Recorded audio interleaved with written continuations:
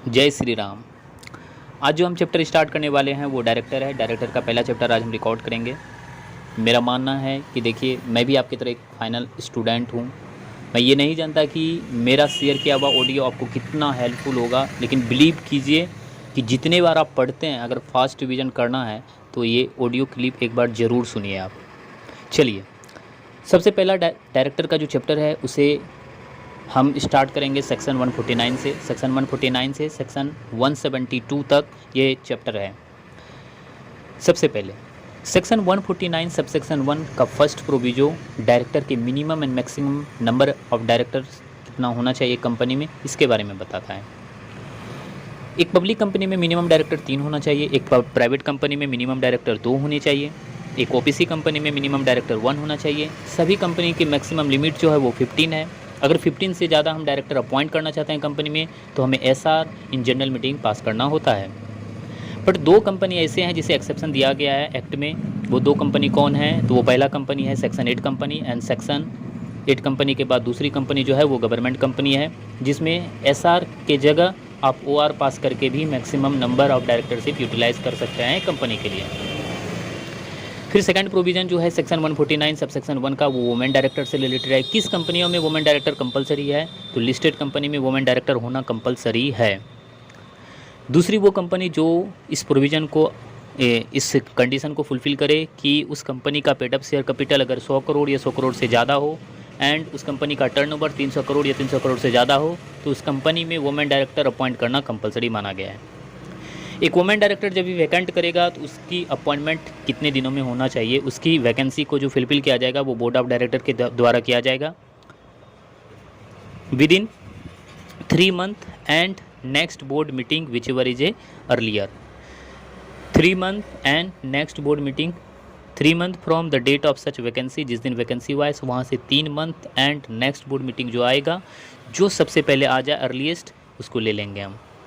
Second section जो है वो सेक्शन 149 सब सेक्शन 3 को डील करता है, जो रेसिडेंट डायरेक्टर के बारे में बोला गया है। रेसिडेंट डायरेक्टर के बारे में बोला गया है कि सभी कंपनियों को एक रेसिडेंट डायरेक्टर होना कंपलसरी है, जो इंडिया में at least not less than 182 days, कम से कम 182 दिन फाइनेंशियल ईयर में वो इंडिया में रहा हो, तो उस डायरेक्टर को हम रेसिडेंट डायरेक्टर कहते हैं।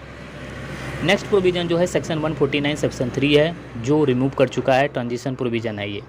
नाउ नेक्स्ट सेक्शन जो है वो इंडिपेंडेंट डायरेक्टर का है। सेक्शन 149 सब सेक्शन 4 से इंडिपेंडेंट डायरेक्टर का सेक्शन स्टार्ट होता है, जो 13 तक अप्लाई होता है।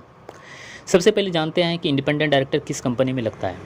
तो इंडिपेंडेंट डायरेक्टर सबसे पहले जो इंडिपेंडेंट डायरेक्टर का प्रोविज़न अप्लाई होता है वो लिस्टेड कंपनी में होते हैं। लिस्टेड कंपनी में तो जनरली सभी प्रोविज़न अप्लाई हो ही जाता है। नेक्स्ट बात आती है ऐसे पब्लिक कंपनी जिनका कंडीशन ये तीनों अप्लाई हो जाए, तो उस कंपनी में भी इंडिपेंडेंट डायरेक्ट अप्लाई हो जाएगा। वो कंपनी कौन सा है? तो पहला कंपनी वो है जिस भी कंपनी का paid up share capital 10 crore से ज़्यादा हो, टर्नओवर 100 करोड़ से ज़्यादा हो, या वैसे पब्लिक कंपनी जिनकी aggregate outstanding loan debenture deposit 50 crore से ज़्यादा हो, तो उस कंपनी में इंडिपेंडेंट डायरेक्टर होना कंपलसरी कर दिया गया है एक्ट में। अब बात आती है कि यदि इंडिपेंडेंट डायरेक्टर का वैकेंसी लगता है तो उसका फुलफिल कौन करेगा? तो उसका फुलफिल बोर्ड ऑफ डायरेक्टर करता है। कितने दिनों में करेगा? तो सेम प्रोविज़न अप्लाई होता है जो वुमेन डायरेक्टर पे लगा था, earliest of but not later than immediate next board meeting and 3 month from such a date of vacancy. जिस दिन वैकेंसी लगा है वहाँ से 3 month and next board meeting जो आने वाला है, उस दोनों में से जो अर्लीस्ट होगा वो प्रोविज़न अप्लाई हो जाएगा। अब बात आती है सेक्शन 149 सेक्शन 5 जो इन ट्रांजिशन प्रोविज़न है। फिर बात आती है कि कौन सी ऐसी कंपनी है जहाँ पे इंडिपेंडेंट डायरेक्टर नहीं लगता है, तो 3 एक्सेप्शन दिया गया है। पहली कंपनी जो है वो ज्वाइंट वेंचर है, दूसरा जो है होली ओन सब्सिडरी कंपनी है, और तीसरा ऐसी कंपनी जो डोरमेंट कंपनी कहलाते हो, वहाँ पे इंडिपेंडेंट डायरेक्टर नहीं लगता है। नेक्स्ट बात आती है meaning of independent director. Independent director का मीनिंग क्या है? ये बहुत ही इंपॉर्टेंट है, इससे कई बार क्वेश्चन पूछा भी गया है। अब बातें आती है कि एक चीज़ मैंने बोलना भूल गया, इसके लिए सॉरी, कि एक लिस्टेड कंपनी में इंडिपेंडेंट डायरेक्ट प्रोविज़न तो लगेगा, लेकिन कितना लगेगा? तो बोला 1/3 ऑफ टोटल स्ट्रेंथ, मतलब टोटल डायरेक्टर में से 1/3 जो हो इंडिपेंडेंट डायरेक्टर लिस्टेड कंपनी में होगा। एंड अदर कंपनी के लिए बोला गया है कि मिनिमम 2 इंडिपेंडेंट डायरेक्टर लगेगा।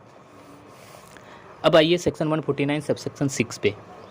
सेक्शन 149 सबसेक्शन पे बोला गया इंडिपेंडेंट डायरेक्टर किसे कहेंगे। बोला independent director means other than means किसको छोड़ के, MD whole time director, nominee director को छोड़ के इंडिपेंडेंट डायरेक्टर हम बोलेंगे। फिर क्लॉज 1 बोलता है कि जो इंटीग्रिटी मेंटेन करे भाई उसको इंडिपेंडेंट डायरेक्टर हम बोलते हैं।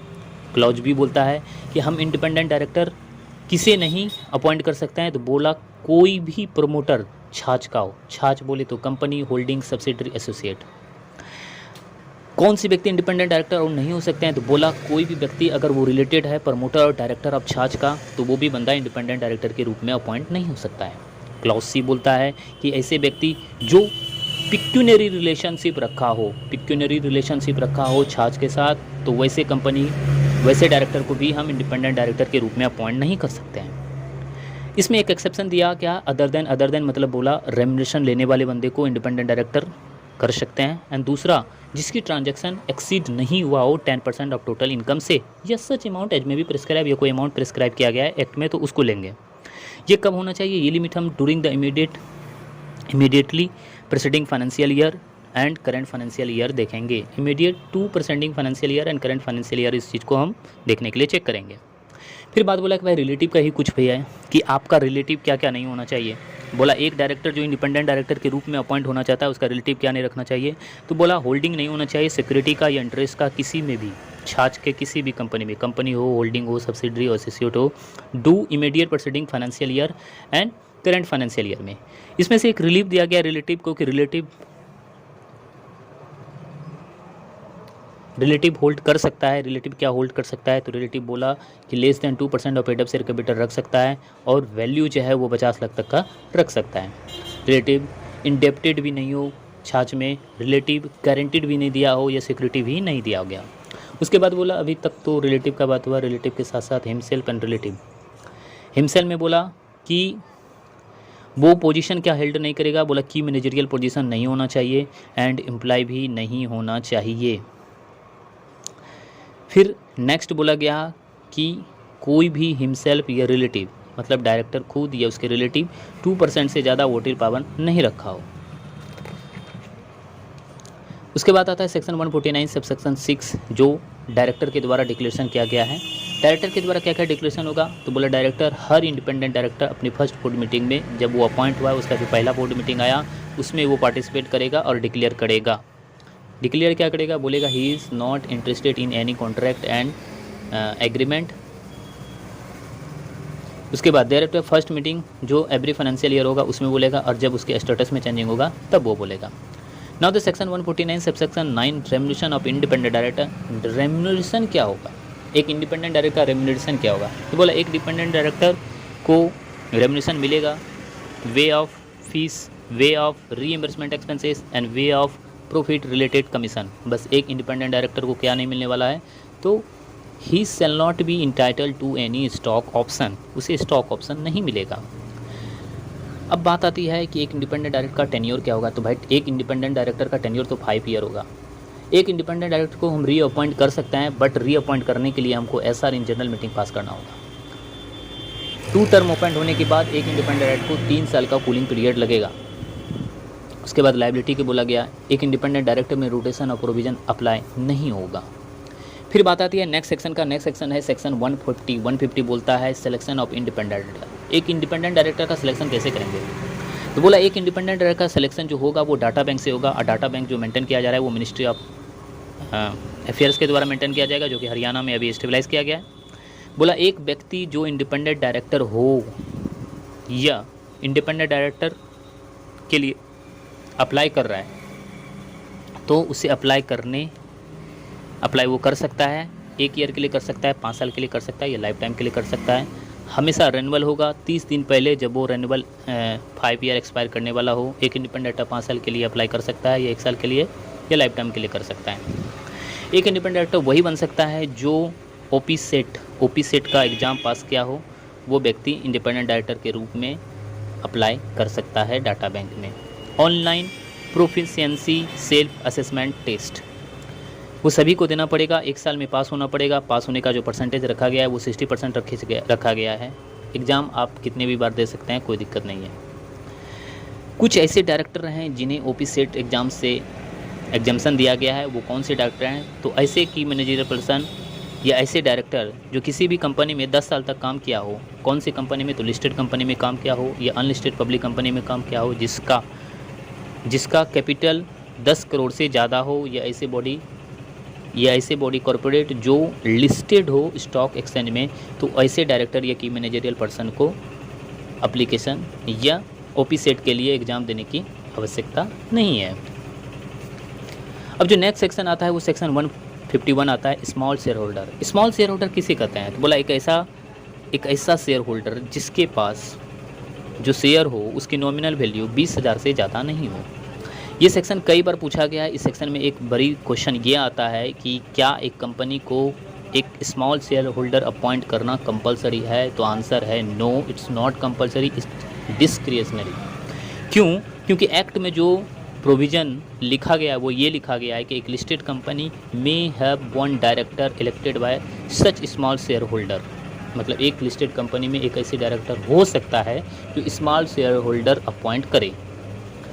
अब ये अपॉइंटमेंट का जो प्रोसीजर है वो प्रोसीजर क्या है, कंपनी सू मोटो अपॉइंट कर सकता है या एप्लीकेशन पे कर सकता है। तो एप्लीकेशन देने वाले जो बंदे होंगे वो 1000 स्मॉल शेयर होल्डर हो या 1/10 of total number of share holder हो, विच वर इज लोअर। फिर बात आती है स्टेटमेंट देगा एक स्मॉल शेयर होल्डर है जो 14 दिन पहले अपना एप्लीकेशन देगा बिफोर 14 डेज मीटिंग। स्टेटमेंट में 3 चीज़ अप्लाई करेगा कि उसके पास टीन है, he is not disqualify and his consent to as a director of the company, वो डायरेक्टर बनना चाहता है। Status of small shareholder क्या होगा, status of small shareholder जो होगा वो इंडिपेंडेंट डायरेक्टर जो स्टेटस है वो सेम स्टेटस कैरी करेगा। Condition as to appointment, condition क्या है, बोला such director shall not be retire by rotation, ये डायरेक्टर जो है रिटायर नहीं होगा रोटेशन के द्वारा, 3 साल से इसकी पीरियड नहीं होगी और एक्सपायर होने के बाद ये री अपॉइंटमेंट नहीं हो सकता है। वैकेशन लग जाएगा अगर सेक्शन 144 जो बाद में हम पढ़ने वाले हैं, 167 जो बाद में पढ़ने वाले हैं, बाद में पता चलेगा कि क्यों वैकेशन होता है, किस रीजन से होता है, वो सेक्शन 164 एंड 167 में लिखा गया है। अगर ये तीनों सेक्शन 164, 167, 149 सब सेक्शन 6 अगर ब्रेक करता है तो vacation of small share holder हो जाएगा। फर्दर डिस्क्वालिफिकेशन क्या है, फर्दर डिस्क्वालिफिकेशन ये है कि वंस एक बार डायरेक्टर अपॉइंट होने के बाद 3 साल के लिए वो कूलिंग पीरियड में जाएगा और उस 30 साल में कोई भी स्टेटस वो होल्ड नहीं करेगा। यहाँ तक हो जाता है आपका